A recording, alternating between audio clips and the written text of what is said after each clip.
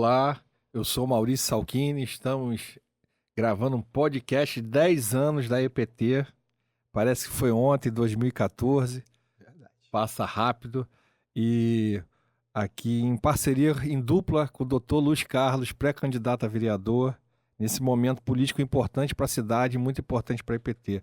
Dr. Luiz, que alegria minha estar dividindo esse espaço contigo. Obrigado, Maurício, pela oportunidade e principalmente ser você que está conduzindo esse podcast, que foi alguém que viveu comigo, né, toda a dificuldade, ajudou a superar todas as batalhas que tivemos, principalmente, quero destacar aqui, a integração que conseguimos fazer entre a EPT, mobilidade e a cultura. Bacana. Quem não conhece o Luiz, só vê pelas mídias sociais, acha que o Luiz é um cara durão, mas o Luiz é muito afetuoso e muito elogioso, vocês vão conhecer isso no podcast. Doutor Luiz, eu queria começar com uma lembrança afetiva da minha parte, e o movimento mais gostoso, que ficou mais na minha lembrança da EPT, foi o movimento que uma escola, na época dirigida pela Adriana Bina, levou os alunos para medir roupas para a formatura.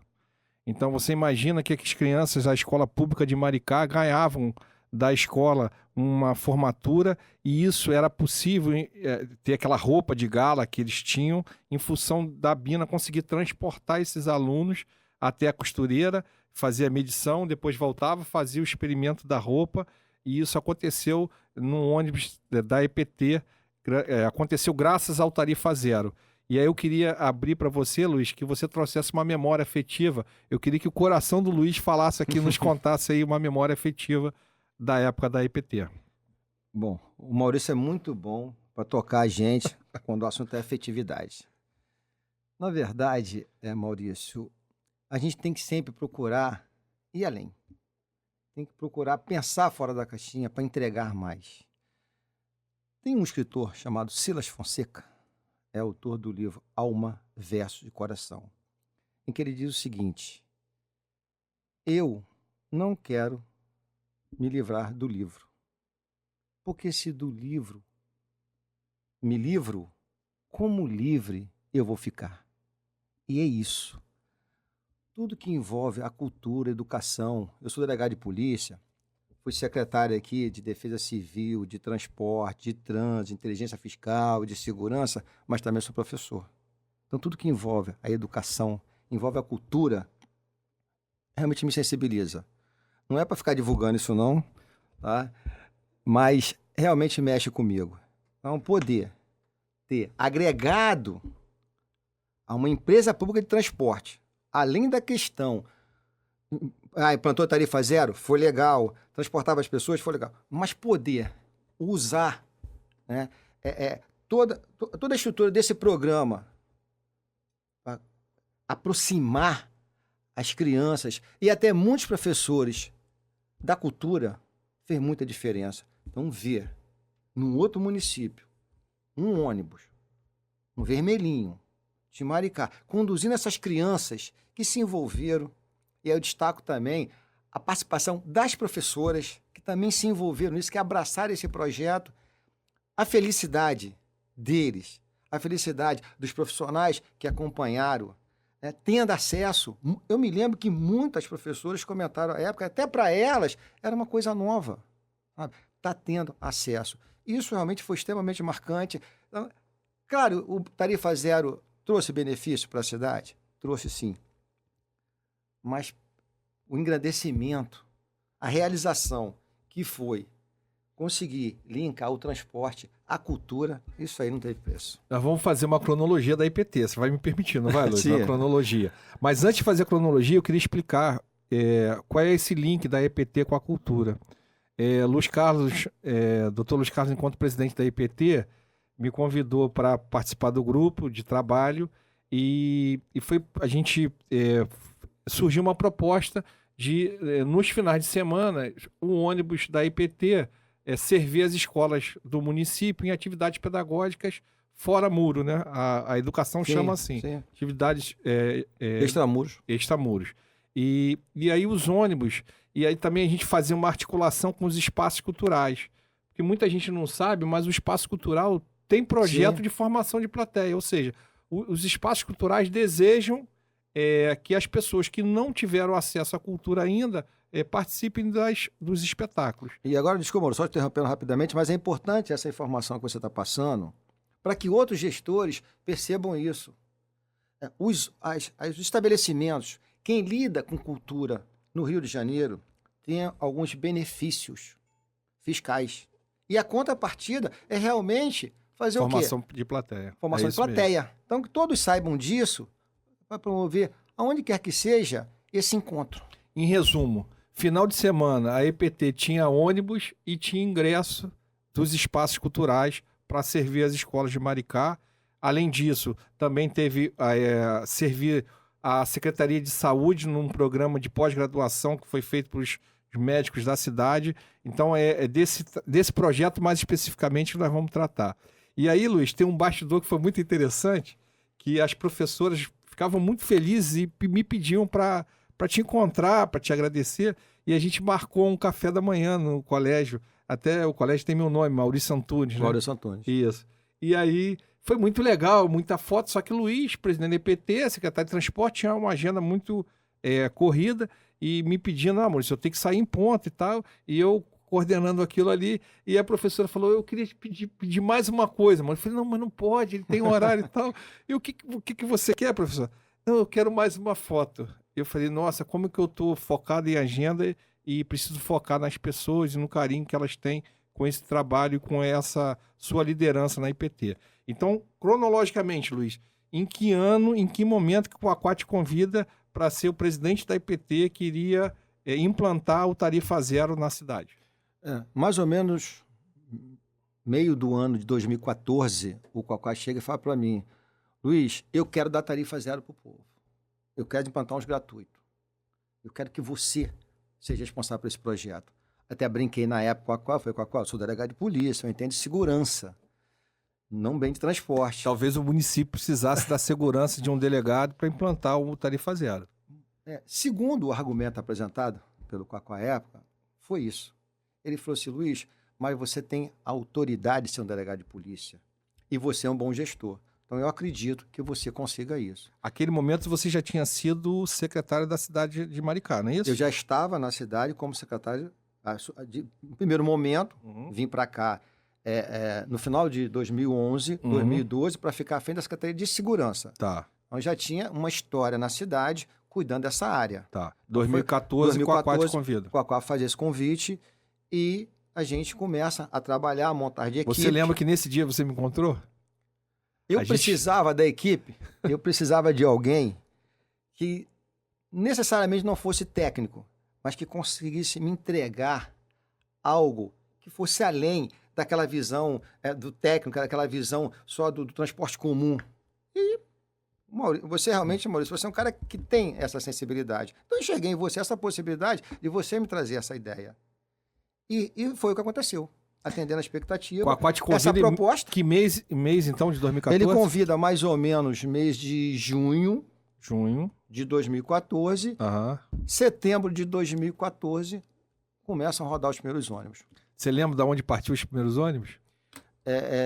Ali da entrada, ali do SPA. Né? Reunimos todos os ônibus ali.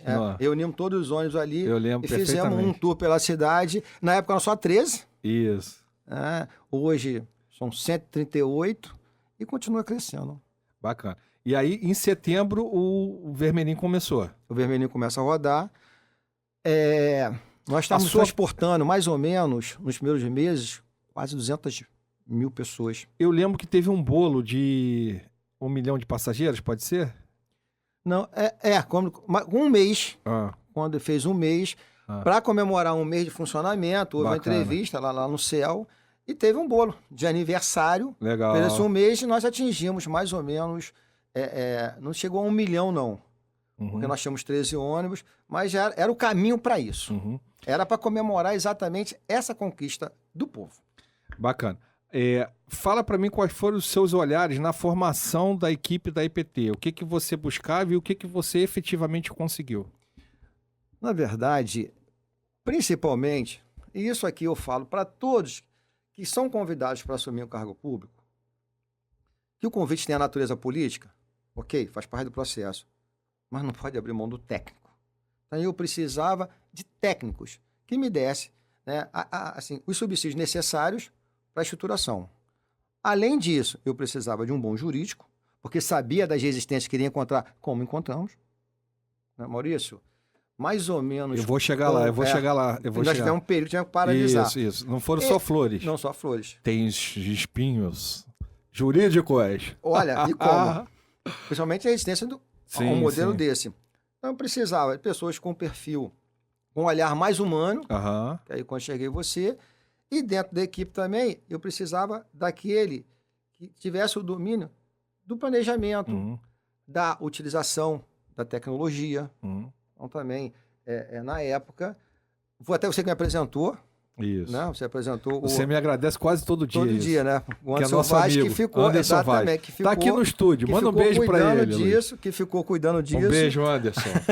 Anderson, obrigado, Anderson. Então, obrigado, Anderson, pela. Eu vou postar no meu Instagram. Colaborado com isso. Eu vou postar no meu Instagram. O Anderson foi me buscar. Aí eu falei, Anderson, quem pensou nesse podcast? Ele disse quem? Eu. Ele. E quem planejou o podcast? Eu. Ele. E quem vai gravar antes? Não, você, Maurício. Esse é o antes. Já é um grande avanço. Mas aqui na cronologia, o ônibus rodando a cidade feliz e teve uma decisão judicial que gerou uma tristeza na gente e na cidade.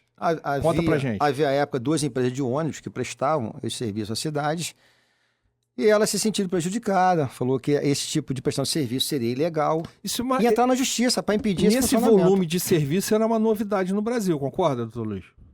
Com cidades acima de 100 mil habitantes, era a única. Então, nós inauguramos um modelo que você viu exemplo para o Brasil inteiro. Então, doutor Luiz Carlos, meu amigo, foi presidente do Tarifa Zero acima de 100 mil habitantes.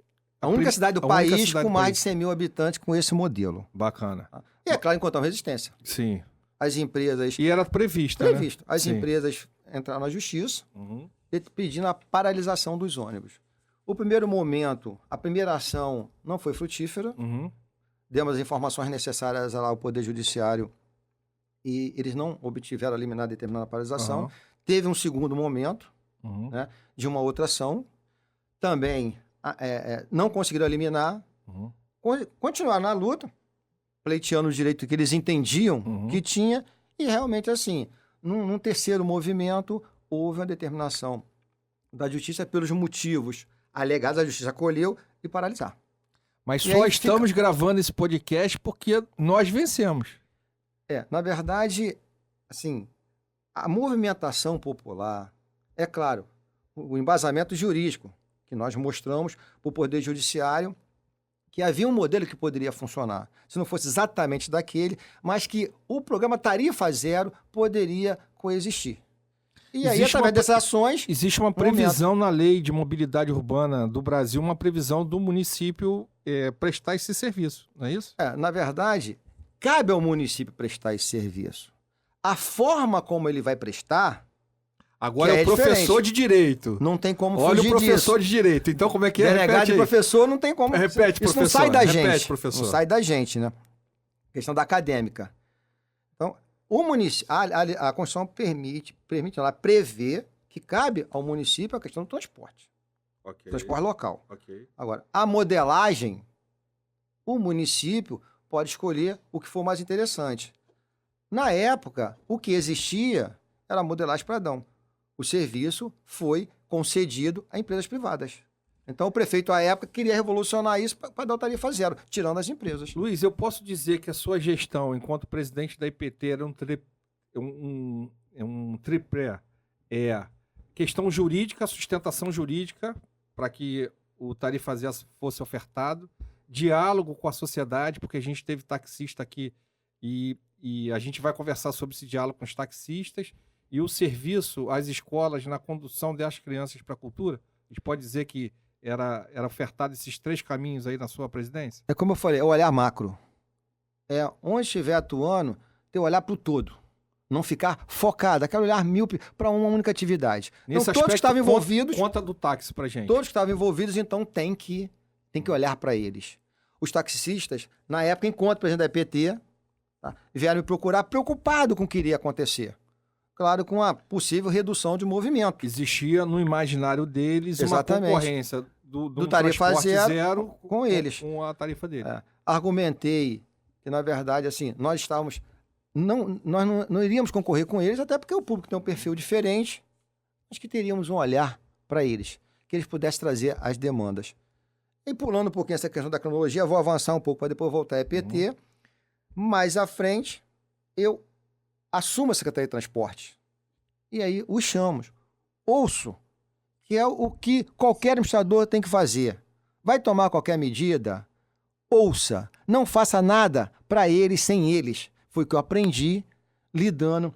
Aprendi com a Dominique, aprendi com a Viviane, ou seja, e principalmente com a Cecília, nossa presidente do CONDEF aqui, a gente tem que ter esse olhar. O que é o CONDEF? O Conselho Municipal da Pessoa com Deficiência aqui que me ensinaram. Não interessa qual setor, mas você não pode adotar políticas que envolvam o setor sem ouvir o setor. E o que eu fiz? Fui ouvir os taxistas e me apresentaram as demandas. Eles precisavam de uma tabela de bandeira 2 oficializada, para não ficar à mercê da boa vontade ou do humor de quem tivesse à frente da secretaria à época. Oficializada no sentido do calendário. Do calendário oficial. E quando termina. Exatamente. Nos eventos, que é uma garantia, uma segurança para eles. O bom do Dr. Luiz é que a gente grava podcast, mas ele dá uma aula pra gente antes. Então eu já sabia, então fica fácil da gente fazer podcast com ele. E principalmente, pode cortar à vontade, que ele faz muito bem. Então a primeira demanda do taxista é a tabela, o calendário. O calendário oficial da bandeira 2. Da bandeira 2. 2, uma isenção de vistoria, da taxa de vistoria. Porque o município não poderia ter tarifa zero para o transporte público e não ter tarifa zero para o taxista. Essa Luiz criação Carlos, foi ótima. Doutor Luiz Carlos, tarifa zero. É por aí? É um olhar bonito. É um olhar bonito. Cai bem, né? Tem um bom apelo. E, além disso, que era uma grande preocupação de quando eles não pudessem mais trabalhar como taxista. O que iria fazer? Por qualquer motivo que fosse. Na medida em que o município não permitia a transferência dessa autonomia para outra pessoa. O taxista tinha uma insegurança. Total. Aquilo que ele detinha, aquele bem da... Era um bem dele, né? Isso. Da licença para trabalhar como taxista. Ele perderia. E aí também contando com a sensibilidade do prefeito da época, Costa Coaquá, que tem essa preocupação também com todos, o que nós conseguimos? Modificar a legislação e passar a permitir que fizesse o quê? Que o taxista, quando não quisesse trabalhar, que ele pudesse transferir essa autonomia para quem quisesse. Eu entendo que a sua vitória na justiça vem do seu histórico de advogado, delegado e gestor público. Não, assim, não atribuo bem isso, não. Eu digo o seguinte... Não, mas esse é meu olhar. Depois a experiência. Tá certo ou errado. A experiência. Agora, a sua sensibilidade com os taxistas também vem de um histórico pessoal. Você conta pra gente? Assim, o Maurício gosta de fazer isso aqui, não é combinado, mas o que acontece? Eu sou delegado de polícia, já fui inspetor, mas antes de entrar para a Polícia Civil, eu trabalhei como taxista. Então, sabia das inseguranças, sabia das dores. Então, a gente tinha que olhar para eles, e foi uma oportunidade. Eles acreditaram em me procurar, me ouvir, e eu entreguei para eles com apoio sempre do prefeito. Doutor Luiz Carlos tem um coração e um pedacinho pertence aos taxistas, é isso? Eu diria que um pedaço é um pouco maior. O segundo movimento com as escolas, Luiz, eu penso que vem de uma sensibilidade do seu histórico escolar. Conta pra gente aonde você nasceu, aonde você estudou e quais eram as condições que você tinha. Na verdade, Maurício, a minha origem é de comunidade. Eu sou de uma comunidade na Baixada Fluminense, no município de Caxias. Esteticamente não parece, né, Luiz? Esteticamente você é privilegiado, como diria meu amigo Sadi. Bom, na verdade, eu acho que o privilégio maior que eu tenho é do coração grande dos meus amigos para fazer uma observação dessa. Fala de Caxias. Então, venho de comunidade. Então, comunidade eu sei, principalmente, qual o nome da o que é não ter. Qual o nome da comunidade? Um bairro chamado Pantanal, que não é o Mato Grossense, aqui na Baixada Fluminense, em Caxias. A questão é assim, o que a gente mais aprende em comunidade é viver sem ter. Então, eu conheço o que é não ter. Sempre estudei escola pública. Lembra do nome da escola? Do Candário Maria Tenório. E tinha passeio para cultura lá, Luiz? Não. Então, daí você começa a aprender o que não tem e a importância de se conseguir. Então, como criança, nenhuma opção. Caminhando na formação, sempre em escolas públicas, sempre não tendo. E na medida que através, e isso aqui eu falo para meus alunos na faculdade, né, que eu também sou professor universitário, tem um caminho que as pessoas mais humildes têm para tentar, né, para tentar crescer, para tentar se situar, para tentar sobreviver a um sistema que a gente vive, é estudando. O estudo é o caminho que se tem para conseguir algo. É onde eu fui buscar, onde eu foquei. Só que o estudo realmente me trouxe conquistas, mas essas conquistas não apagaram a minha história, não apagaram as lembranças que eu tenho. O valor que você dá para a escola. O valor para a escola, para a educação e para a cultura. Eu vou te contar um bastidor que eu vivi com você. Vê lá, hein, Maurício. Você me nomeia e eu sento contigo para conversar sobre o teatro, né? Falei, Luiz, vamos fazer o que está combinado, a gente está pensando em levar para o teatro e tal, apá. Aí você disse o seguinte para mim, Maurício, tem duas condições importantes para isso continuar. Importante. Uma, não atrapalhar o operacional de segunda a sexta, que leva as pessoas para o trabalho, né? Para as escolas, uma demanda muito forte da população. Falei, beleza, vou me acertar com o diretor operacional. E segundo, que é um ônibus por mês. Você lembra disso, Luiz? Sim, eram 13. Nós tínhamos uma limitação. Olha, eu vou repetir, eram 13. Sim, mas com o Tarifa Zero, o movimento na cidade aumentou muito. Isso. E eu não podia perder, embora quisesse agregar valores, mas eu não Só podia perder o foco principal, que era o transporte. Só que eu, por dentro, Luiz, sabendo da onde você veio, que você não tinha essa oferta e que você valorizava essa oferta, pensei, esse coração eu vou conquistar. Então, no primeiro mês, quantos foram? 1. Aí, no segundo mês, você lembra, Luiz? Ó, Eu usei a sua expressão contra você mesmo. Você lembra? a equipe foi me mostrando, a equipe foi me mostrando. Eu falei assim, Luiz... Na operacionalização, como é que nós iríamos adequar para atender a mais ônibus. Eu falei para ele o seguinte, 1 por semana. Sim. Ou seja, usando a expressão dele, 1, eu multipliquei por 4. Concordo? Então, essa capacidade 1 por que você tem é semana. muito boa. Não, e a sua sensibilidade também, né? Você ficava feliz, concorda? Com os relatos, com as fotos? Sim, tudo foi diferente. Foi um modelo que eu acredito que deva ser referência para todo mundo.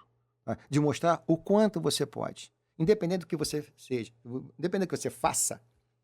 Olha para a criança, olha para a educação, olha para a cultura, que vai conseguir dar um jeito. Luiz, você me mostrou no momento criança... que eu achei que não dava, você mostrou que assim, se a gente ajustar, a gente vai. Basta o quê? Basta querer. O principal é querer e ter acessibilidade para isso. E no segundo mês, Luiz? No primeiro mês eu transformei em 4, então, né? No terceiro mês, o que eu falei pro Luiz? Falei o seguinte, olha, agora vamos fazer 1 por dia do final de semana. Era sempre 1, mas 1 por dia do final de semana, concorda? É aquela história de você é seduzido quando quer ser seduzido? Sim. Desde que esteja os argumentos adequados? Sim. Então, aí, assim, as oportunidades foram surgindo, todo o corpo, né? Você, junto com o diretor operacional, que mostrou que a gente conseguiria equilibrar isso. E, principalmente, nós começamos a ter o quê? Uma demanda para isso, né? Esse programa, ele entrou no coração das professoras, né? Dos pais dos alunos, que eu me lembro bem que toda semana vocês chegavam, olha, a escola A pediu, a escola B pediu, agora é o movimento dos pais que também querem participar. Vamos abrir para os pais poderem participar. Eu falei assim, tudo bem, né? Agora a gente tem que conseguir os ingressos, a cortesia. O Luiz me disse o seguinte, ô Maurício, eu quero atender a Secretaria de Obras. Falei, eu atendo, bacana. E aí foi combinado com o secretário de Obras da época que eu tomasse café da manhã com eles. Desculpa. Para eu interagir com eles sobre essa oferta. Lembra disso, Luiz? Esse projeto, na verdade, ele saiu, depois tornou conhecido, saiu conquistando o coração de todos. Então, até os funcionários da prefeitura queriam participar e ter a oportunidade de ter contato com a cultura. Só que o secretário de Obras não me contou que o café da manhã era 5h30, mas eu já sabia que era 5h30. Isso até foi um dos principais motivos pelos quais eu escolhi você para fazer isso, entendeu? Porque então, o que acontece? Às 5h30 da manhã fica mais difícil. 5h25 eu liguei para ele. Secretário, posso entrar pro café da manhã? Surpreendi ele, concorda? Mas eu sabia, e não me surpreendeu. Eu sabia que você ia chegar lá e ia conseguir passar isso tudo para eles. Luiz, a gente está caminhando para o final do Sim. podcast, mas a gente não podia deixar de falar sobre a Bienal do Livro de 2015, Ó, tem quase 10 anos também. É. Que a gente conduziu quase 600 crianças, mais de 600 crianças, para a Bienal do Livro no Rio Centro. Então é uma experiência de passar pelo Rio de Janeiro, pela Barra da Tijuca, conhecer o Rio Centro, acessar uma Bienal do Livro, acessar literatura, e eu queria que você dissesse a sua alegria enquanto presidente de uma autarquia que possibilitou mais de 600 crianças de Maricá irem à Bienal do Livro no Rio Centro. Maurício, mas na verdade, o que eu teria para falar sobre esse evento, isso eu vou falar em qualquer momento, é só o seguinte: é agradecimento. Tá? Agradecer, primeiro, ao prefeito Washington Quaquá, né, à época, que acreditou em mim. Agradecer à equipe que, junto, imbuído, para fazer o projeto dar certo, a gente não fez com que tudo acontecesse. Agradecer, assim, aqueles que tinham uma mega responsabilidade e que sem eles a coisa não poderia não acontecer, são os motoristas. Né? Eles eram responsáveis por conduzir as crianças. Agradecer aos professores que receberam isso. Agradecer aos pais das crianças que acreditaram e confiaram na gente. Era um movimento inédito, né? De uma estrutura gigante. Inclusivo, cultural, pedagógico. Exatamente. Então, assim, ali, a gente, como você falou assim, a questão da inclusão, que é uma bandeira nossa, né? Assim como a justiça. Mas é isso. Eu só tenho a agradecer a todos os atores que estiveram envolvidos nisso por fazer a coisa acontecer. Eu fui mais um que pôde colaborar para que a coisa acontecesse. Mas essa confiança de todo o grupo que fez a coisa dar certo. O que eu percebi? Quando eu percebi, Luiz, que o projeto estava campeão, quando os motoristas começaram a me sugerir lugares para levar as crianças. Ou seja, eles que iam trabalhar nos finais de semana, né? Eles que iam ter a responsabilidade e eles estavam sugerindo destinos para levar as crianças. Sim. Né? Luiz, enquanto pré-candidato, a gente está vivendo uma época aqui de eleição, você é pré-candidato a vereador. O que você pode nos contar que a Câmara de Vereadores, o vereador, pode fortalecer esse projeto? Não tarifa zero, que já está bem fortalecido na cidade de Maricá, e isso é uma alegria para a cidade, é muito importante, mas no sentido desse tarifa zero servir para a conexão com a cultura, para esse trabalho que a gente fez há 10 anos atrás. Nós temos que manter esse projeto funcionando de uma forma mais contundente, de uma forma, eu chamo assim, quase que obrigatória. Ou seja, não se pode perder de vista. Há um modelo hoje diferenciado na prestação do serviço tarifa zero, né? O governo optou por terceirizar, mas isso não é nenhum problema para que aconteça. Como nós fazíamos na época, no final de semana você tem uma redução de movimento, você tem menos ônibus circulando, então pode continuar utilizando. Pessoas sensíveis a isso. O Darcy Ribeiro, Luiz, tinha um profissional que ele fazia essa conexão com a cultura do local. Você pensa que poderia ser implantado isso na IPT, por exemplo, um profissional que fizesse essas conexões com a cultura, com a educação, sim, com a assistência social? Sim, assim, alguém tivesse esse olhar. Bom, eu tive a felicidade, né, de encontrar você que tinha esse olhar e se reproduzir isso. Independente do modelo, como funciona a EPT... Não depender da boa vontade do presidente. Exatamente. E o vereador seria o fiscal disso. Ele é o papel dele. Você poderia até implantar um calendário oficial dessas visitas, ou você incluir nas atribuições específicas da EPT esse papel. Tá? Para que essa proposta pode partir de um vereador. De um vereador. Legal. Tá? De maneira que isso deixasse de ser política de governo para virar política de Estado. Legal. Em razão da dimensão dos benefícios de tudo que se alcançou. Política de governo vai depender de quem está na hora... De quem está no governo, quem está responsável pela gestão. Política de Estado vai permanecer... Permanente. Né? Bacana. Tira essa discricionariedade de quem está no momento, porque a gente não pode perder de vista que é pela educação, é pela cultura que nós conseguimos avançar e transformar. Que delícia, podcast 10 anos da EPT, eu com a oportunidade de conversar e trazer à memória atividades que me fizeram tão felizes e me fazem reviver que é possível que o Tarifa Zero atenda a cultura, atenda a educação da cidade. E eu tenho isso no meu currículo na parte lá dos afetos. Obrigado aí pelo convite. E mensagem final aí. Na verdade, Maurício destacou aqui a questão, em alguns momentos, sobre o papel o papel do vereador, o papel do legislativo, né, nessas transformações. Então, peço que todos entendam e busquem o que realmente que faz um vereador. Tá? Qual é o papel dele? O que ele pode fazer nessas transformações na cidade? Ele é responsável pelo crescimento, sim.